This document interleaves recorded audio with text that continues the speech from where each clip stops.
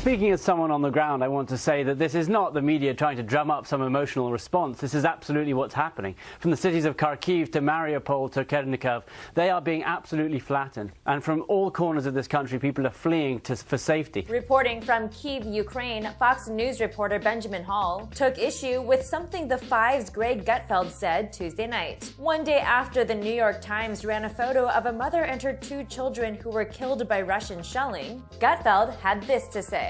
I can't help but feel that this is a lot like other stories that we've gone through in the digital age, in which an image is taken and then played over and over and over again to create some kind of emotional response out of you, because that makes a profit for news companies. Hall went on to describe the worsening conditions for Ukrainians and the constant danger in which they find themselves as aid is not able to get where it's needed. In the city of Mariupol, people are drinking water from puddles because the Russian forces haven't allowed them to get out.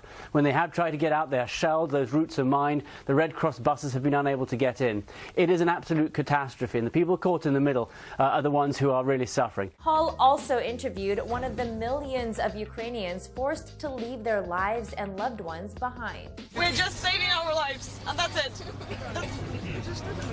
That's all we can do here. What have you left behind? Our families, everything. Everything is we have 2 bags and that's it. But Gutfeld saw Hall's piece as a personal attack. I don't know, Dana. What do you think? Should I address Benjamin Hall's cheap attack on me, or should I be a good coworker? You can't and let say it that. slide. You can't say.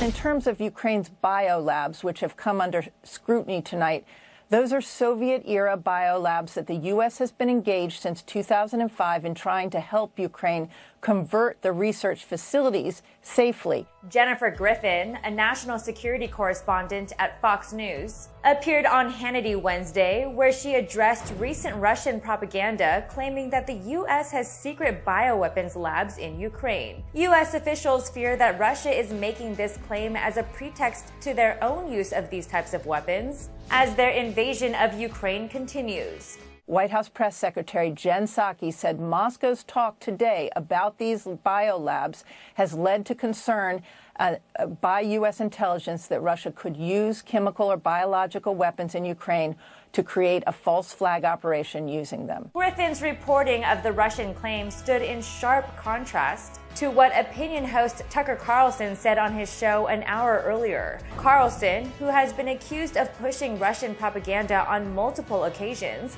not only played a clip of a Russian official making the claim, but baselessly propagated the Russian message. Ukraine is the poorest country in Europe. It's hardly a hotbed of biomedical research. We're assuming these weren't pharmaceutical labs, probably not developing new leukemia drugs.